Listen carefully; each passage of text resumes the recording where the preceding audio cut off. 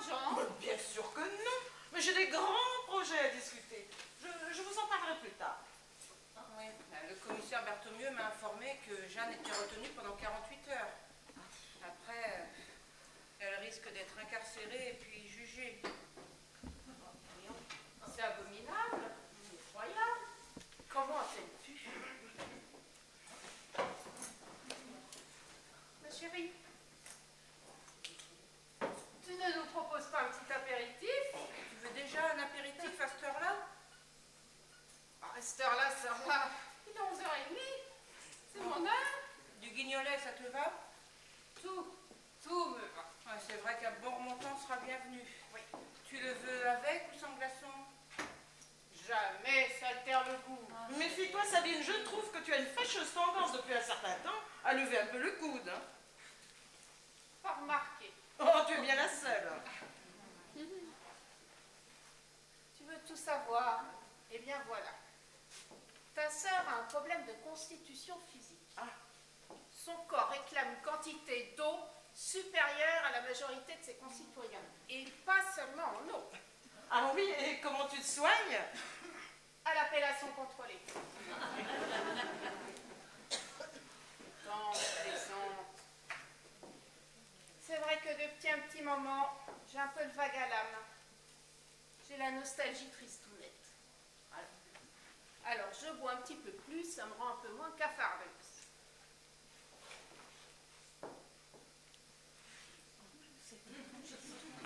En plus de ça, toute cette situation, ça ne colle pas. Quoi? Qu'est-ce qui ne colle pas? La culpabilité de Jeanne, ça sonne faux. Alors, voyons, c'est un crime prémédité, réfléchi, une vengeance froide. Ça ne ressemble pas du tout à notre Jeanne qui rouspète rue dans les brancards sans calcul. Puis enfin, son esprit n'est pas machiavélique.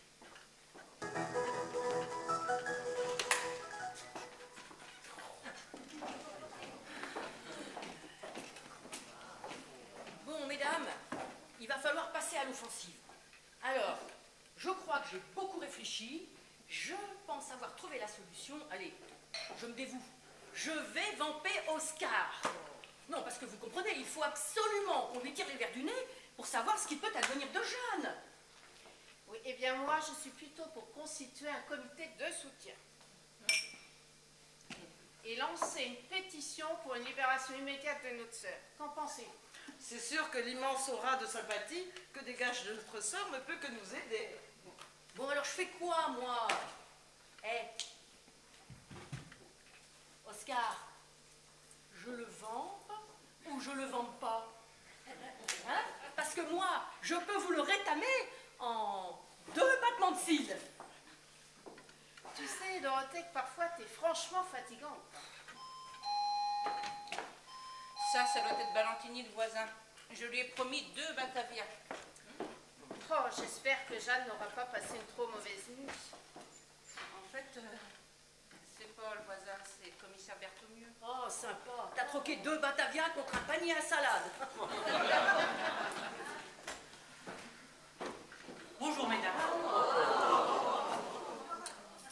Il faut que je vous parle. Je suis très soucieux. Le comportement de votre sœur Jeanne m'inquiète. Depuis hier soir, je réfléchis dans toutes les directions. Non, vraiment, son geste est incompréhensible. Alors là, commissaire, nous sommes entièrement de votre avis. Mais votre sœur m'intrigue. Elle est comme fascinée par le caractère médiatique que va prendre cette affaire. On va parler d'elle. Et ça la ravit. Comme une soif énorme de reconnaissance. Étonnant, non? Oui et non. Elle a tout raté dans sa vie. Aujourd'hui, elle devient un pôle d'attraction, alors elle ressuscite. Mais c'est assez pathétique. Faux de hareng. Comment? Pourrais-je avoir un verre d'eau minérale? Eh ben, j'aurais dû ouvrir un restaurant, je me trouve très douée pour le service.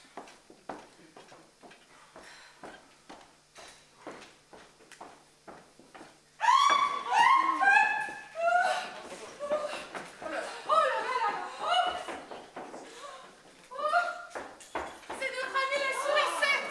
Oh, elle a fait une apparition surprise. Allez, Ah bah évidemment.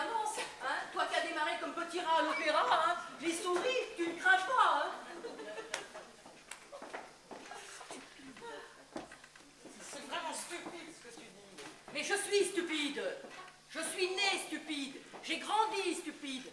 J'ai vécu, stupide. Je vieillis, stupide. Une régularité de vie exemplaire. Arrête, les gens réellement stupides ne l'avouent jamais.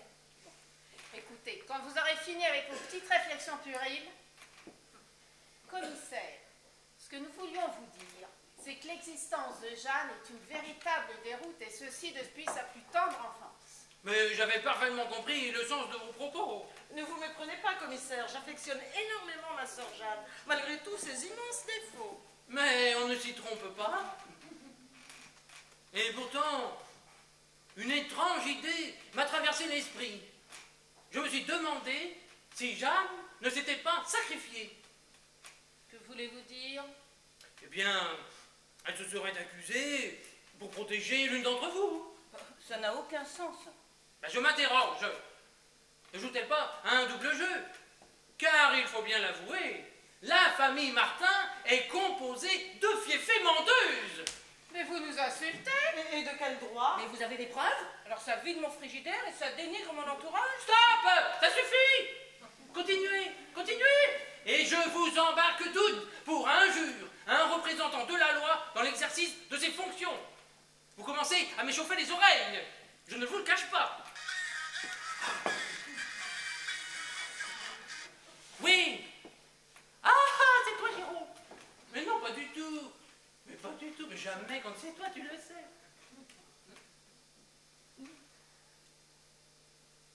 Délicieux. Écoute, il était délicieux, ton magret à la banane.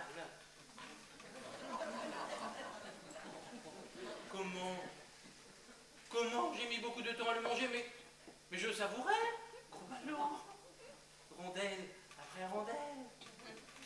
Banane après banane. Oui, je poursuis mes interrogatoires. Elles sont coriaces, hein. Oh. Oui, c'est ça. Moi aussi. Partout. Ah. Oui. Ah. Oh. Coco. Allez, je te laisse. Bisous, bébé. Bien. Commissaire, nous aimerions discuter avec notre sœur Jeanne. Serait-il possible d'aller la voir au commissariat? Je m'y oppose. Oh, mais enfin, voyons, en ce moment, elle a besoin d'être soutenue. Allez, commissaire, un petit peu d'indulgence. Mais c'est inutile. N'ayant retenu aucune charge lourde qui pèse contre elle, et surtout pas ses aveux incohérents, j'ai demandé la relaxe. Elle ne devrait d'ailleurs pas tarder. Bravo, commissaire. Je savais que vous étiez plus finot que mes sœurs ne le pensaient. Eh bien, merci. J'apprécie beaucoup votre spontanéité. Ben justement, je voudrais vous parler. Et loin des oreilles indiscrètes. Dis-donc, les oreilles indiscrètes, c'est nous? Merci pour la considération. Je ne crois pas, notre Dorothée qui nous joue les mystérieuses. Ouais. Alors là, je sens le numéro de haute voltige. Allez, les sisters, vous dégagez. Allez, hop.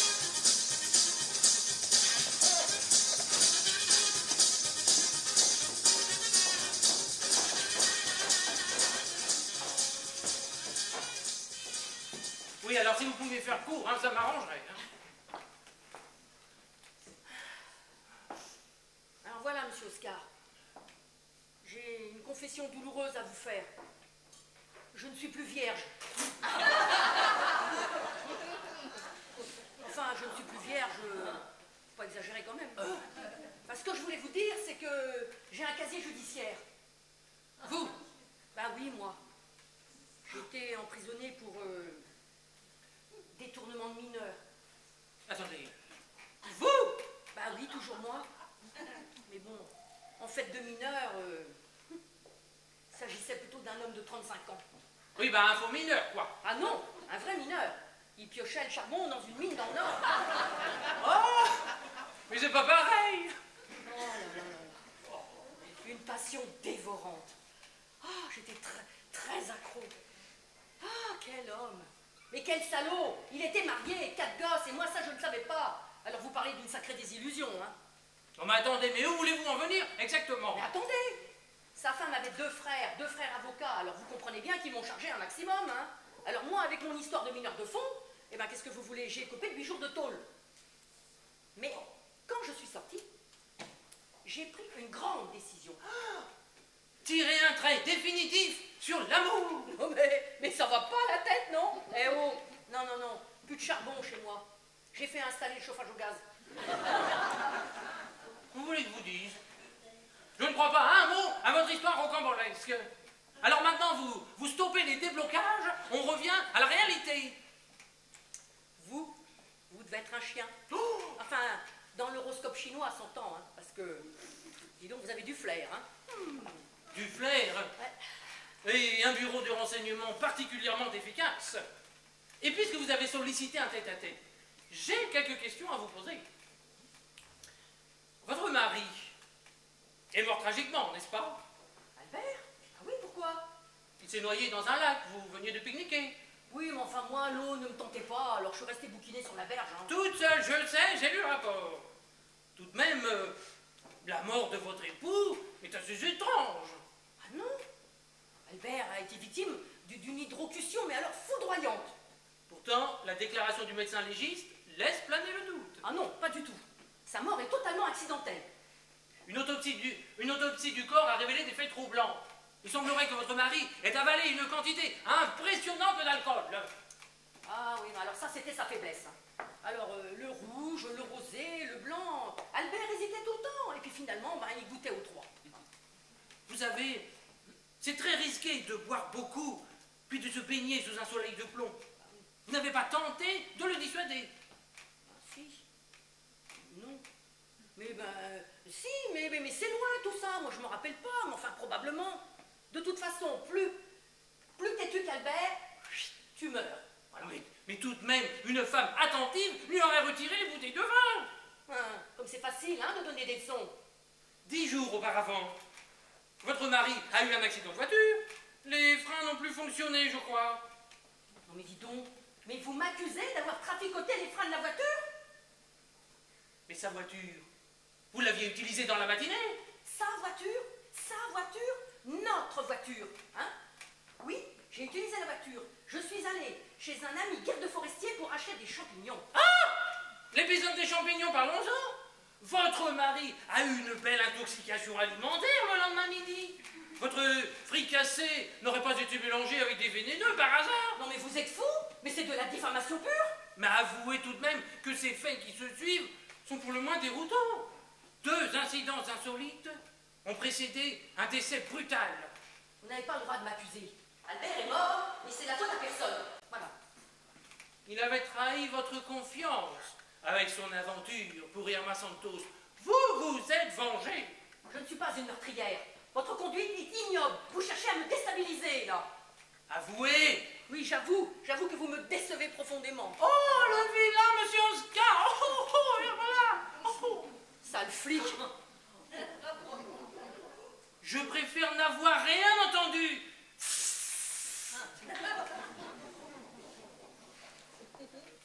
À la mort d'Albert, je sais que certaines personnes ont jacassé sur mon compte. Mais ça n'a pas d'importance. Albert était un être faible et un sacré piccolo en plus. D'ailleurs, le quotidien de la vie nous a très vite éloignés l'un de l'autre. Mais quand il est parti, j'ai eu un réel chagrin. C'était mon compagnon de route tout de même. Et puis de toute façon, que vous me croyez ou non, je m'en fiche. Mais je vous crois. De toute façon, tous les mois, je vais au cimetière arroser sa tombe. À l'eau minérale. Alors là, je ne sais pas s'il apprécie, hein. Allez, je vous ai mis à l'épreuve, mais je vous crois innocente à son sujet. Ah! Je savais que vous aviez du flair, mais je commençais à me demander si vous n'aviez pas le nez bouché, hein. Et puis de toute façon, pour cette affaire, il y a prescription, alors. Allez, sans refou.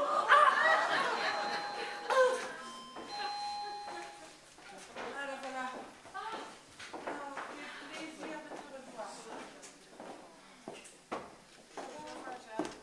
Alors, ton voyage, il s'est bien passé? T'arroses ma libération. Au Guignolet. Oh, tu mérites mieux, hein. Ah, j'attends. Dodo. cela n'arrange pas tellement nos affaires, parce qu'à nouveau, les soupçons du commissaire vont se porter sur chacune de nos petites têtes. Ah, désolé, hein, mais si le commissaire m'a libéré, c'est qu'il me croyait pas coupable. Erreur! Je vous ai libéré, mais vous restez toutes les 5 en compétition. Vous formez, hein, permettez-moi de vous le dire, une sacrée brochette de jolies cachotières. Toutes, sans exception. Alors, on se fait traiter tout à l'heure de menteuse et maintenant de cachotière.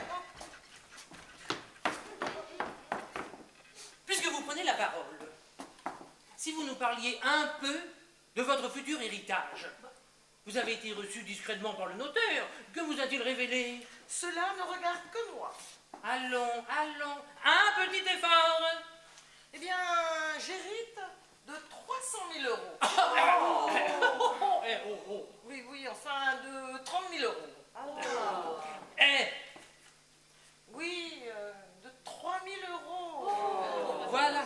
Oui, alors voilà, mon mari avait effectué dernièrement des placements boursiers catastrophiques et il a même dû vendre son entreprise à un prix dérisoire. Moralité, eh bien, il reste 3 000 euros. Ma pauvre Maggie, mais une misère. 3 000 euros? Mais écoute, tu pourras toujours les investir dans la pierre. Enfin, dans la pierre tombale, je veux dire. Oh, vous êtes odieux. Vous voyez? Si vous êtes capable de mentir sur votre vie personnelle, pourquoi pas au sujet de la journée d'hier? Je continue. Madame Pauline. Mademoiselle. Oh, pardon, mademoiselle Pauline. Le cœur sur la main, qui recueille à domicile sa sœur dépressive. Un exemple. Mais ça lui rapporte tout de même la maudite somme de 600 euros par mois. Quoi? Tu fais payer un loyer à Jeanne? Non, pas un loyer, des soins. C'est pour vous hein, qui l'a supporté, matin, midi, soir. Puis après tout, elle profite de tout dans la maison, non? Mais enfin, elle est au chômage et elle n'a aucune économie d'avance, tu le sais bien. Mais ça, c'est notre problème. Et vous, vous êtes un sale fouineur. Vous voyez? Vous êtes capable de dissimuler des choses à vos proches. Pourquoi pas à la police criminelle? À qui tour? Très chère Dorothée, si curieuse de nature, et de la nature humaine en particulier, il n'y a aucun mal à avouer qu'une fois par semaine, vous vous rendez dans un dancing sur les Champs-Élysées. C'est vrai ça? Alors là, vous voulez vraiment me faire passer pour une allumeuse, hein? Alors que, faut bien l'avouer, il y a belle lurette que les feux sont éteints, hein? Oui, tous les samedis après-midi, je vais dans un dancing sur les Champs-Élysées pour danser le mambo. J'adore le mambo.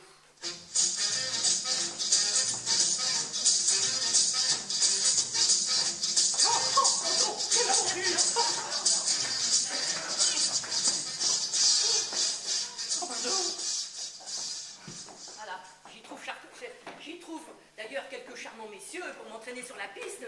Et alors, je vous assure, il n'y a vraiment pas de quoi fouetter un chat. Hein. Et vous n'avez rien à ajouter en rapport avec Irma Santos? Non. Et vous, Sabine? Là, je vous ai tout dit. Tout? Vraiment tout? Et votre accident de voiture? Comment ça, vous êtes au courant? Ah, parce que tu as eu un accident? Oui. Oh, ma voiture s'est fait emboutir. Elle a fini à la casse. Oh, moi, je n'ai rien eu. Quelques hématomes par-ci, par-là, mais enfin, sans gravité. J'ai une de ces chances, en vérité. Pourquoi tu nous en as pas parlé? Bon, j'ai pas voulu vous inquiéter. Ah, quand même. Ça date de quand? 2 mois environ. Tu te fais emboutir ta bagnole et tu ne nous dis rien? Ah non, c'est pas chic ça quand même. Eh, c'était un beau mec au moins. Une femme. Oh, une folle. Qu'est-ce qu'il peut y avoir comme folle au volant? T'êtes pas de mon avis, commissaire? La voiture qui vous a heurté était celle d'Irma Santos. Étrange coïncidence, non? Pure coïncidence. Il faut l'avouer, j'étais dans mon tort. Un refus de priorité. Je revenais d'un repas un petit peu arrosé. C'était l'anniversaire de Caroline Tupin, il me semble. Mais j'y étais, je me souviens très bien. Et c'est au retour que tu... Ce n'est pas ce jour-là. C'est le lendemain. Vous veniez de quitter le domicile de monsieur Philippe Marois, avec qui vous veniez de rompre. Quoi? Tu avais une liaison avec Philippe Marois, le marchand de chaussures? Oh, ça a duré un peu plus de 4 ans. Hélas, Philippe partageait ses activités avec l'Italie. Il avait 2 boutiques à Rome. R-O-M-E. Du coup, on se voyait très peu souvent. Bien le plus, très irrégulièrement. Et il y a quelques semaines, il a rencontré une autre femme.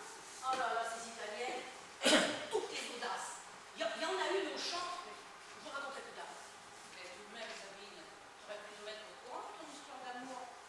On aurait été heureuse pour toi, oui. À quoi bon? De toute manière, depuis le début, je savais que ça n'allait pas durer. C'est comme ça. Ah, maintenant je comprends un peu mieux pourquoi tu picoles autant. Mettez-moi une réputation aussi. Faut toujours qu'elle taille un costard à piécer à quelqu'un, celle-là. Dis donc, ton Philippe Marois, je le connaissais, moi. Il avait un très beau nez, long et racé, tu sais, comme les Égyptiens. Non, non, pas comme le vôtre, monsieur Oscar, mais ça, lui, pas mal non plus. Tout ce que je lui demande à mon nez, c'est d'être un palinier. Oui, mais en attendant, commissaire, je vous remercie beaucoup d'avoir fait ressurgir toute cette histoire très douloureuse. Désolé, c'est mon métier, on ne doit rien laisser passer. À vous maintenant. Chouette, sur le gris, comme disait l'autre Jeanne. Mais Jeanne d'Arc. Je préférerais une discussion en tête-à-tête. Pourquoi? Je n'ai jamais rien dissimulé à mes sœurs. Ah oui? Et même pour la rue Bergère? La rue Bergère. Oui, je crois que le commissaire a raison.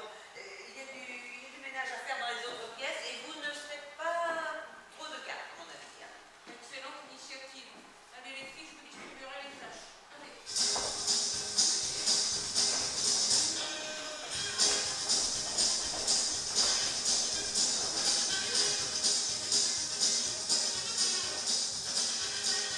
Commissaire, vous croyez vraiment que la rue Bergère peut vous être de quelque utilité dans votre enquête? Vous Et êtes, ça ne date pas d'aujourd'hui. Hein. vous êtes intrigué. Vous vous demandez comment je suis au courant. C'est vrai, j'avoue, là vous marquez un point. Hein.